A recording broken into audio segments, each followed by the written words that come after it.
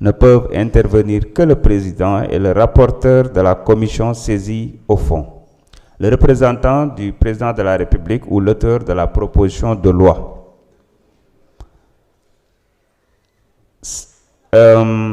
Monsieur le Président de la Commission des lois, Abdoulaye Tall, vous avez la parole.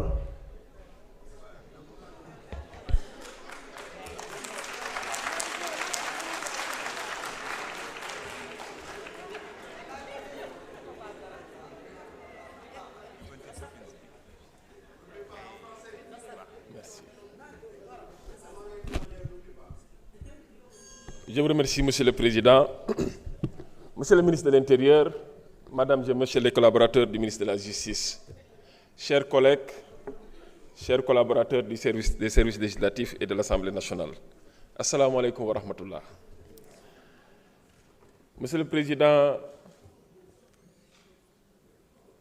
je viens de me rendre compte qu'il ne suffit pas de faire 4 mandats pour ne pas demeurer une honte parlementaire.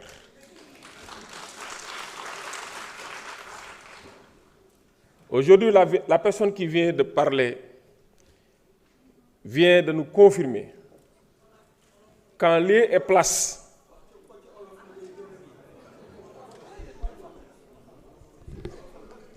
ma ni ki fi wax léegi wane nañu ne en lieu et place au lieu mu indi ay arguments te ci xam-xam surtout ci teggin mais amu ko en réalité il n'a que l'insulte à la bouche saaga xotti worma waaye dama koy tontu li tax ma koy tontu mooy d'abord courage bi gouvernement bi am sànq wax na ba mel ni ku rëccalewul yàlla du nit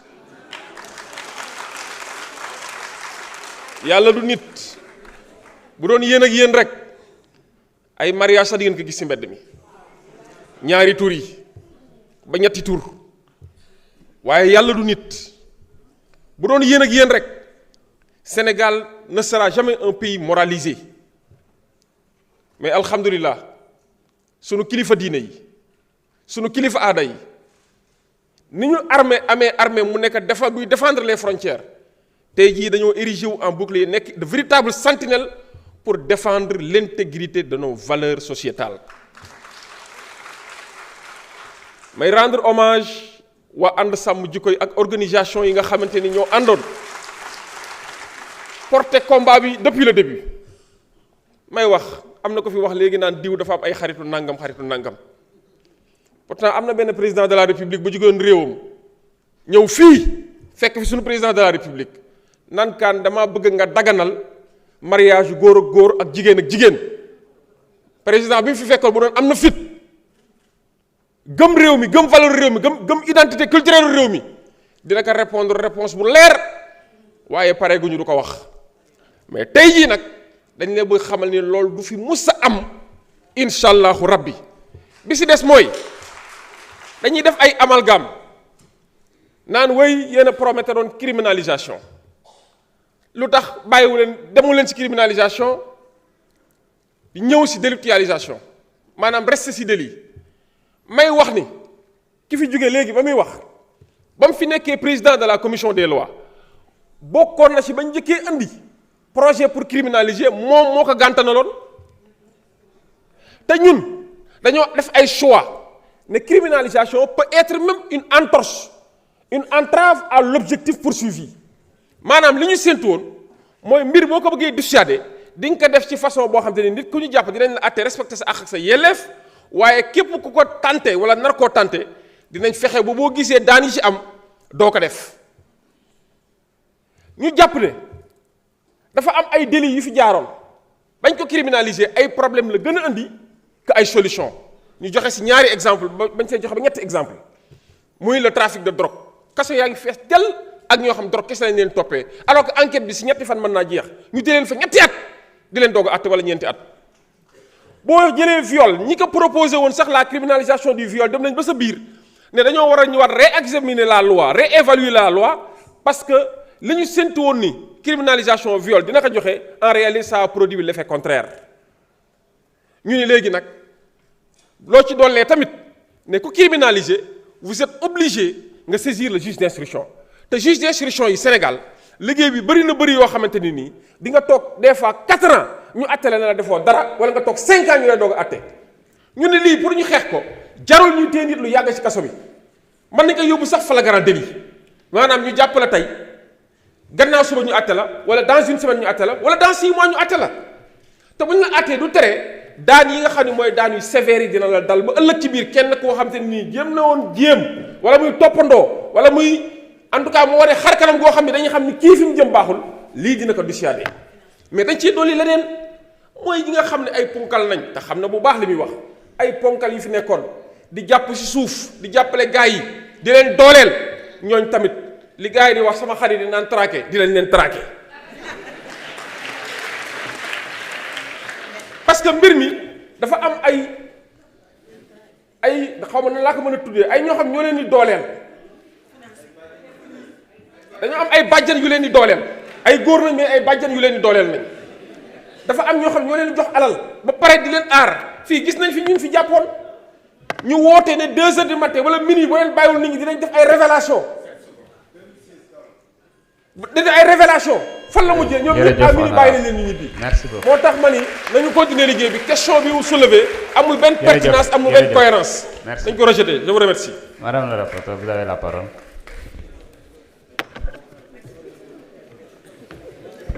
Merci Président, chers collègues. Après ce que vient de dire Maître Abdoulaye Tall, président de la commission,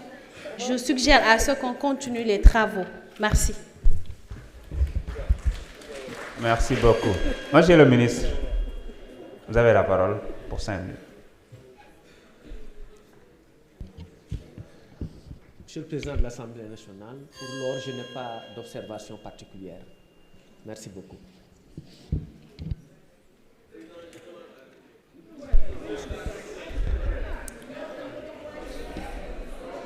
Oui, vous pouvez venir. Amul benn problème.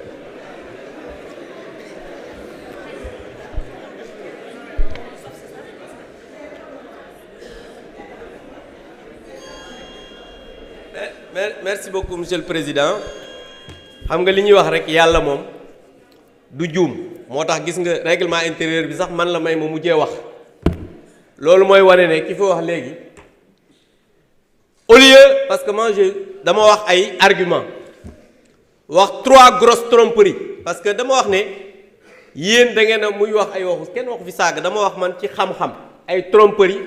moom avocat la mais comme affaire loi la ñëwul sax ci affaire loi bi dafa wax léegi ne man maa fi nekkoon président commission des lois bi ñuy indi cette loi là waxul dëgg boobu j'étais membre du bureau de l'Assemblée nationale et la loi bi ñu fi indi woon muy proposition de loi musul dem commission des lois bureau la yemoon loolu ma jox la ko comme information boo demee ci commission des lois nga xool un peu les archives di nga xam parce que xamoo dara doo lire beneen bi mooy pour revenir un peu à ce que je disais xam nga dafa wax léegi ne ñoom ay ponkal lañ dañoo am ay bàjjan dëgg la seen bàjjan kay mooy Mélenchon ak ki nga xam ne moo ko fi indi parce que la réalité il faut que les gens arrêtent parce que fii li xew ci réew mi ñépp xam nañ ku fi am ay xarit yoo xamante ni nii dañ leen di tudd ci loolu nit ñi xam nañ leen ñi fi rawale ay xarit nit ñi xam nañ leen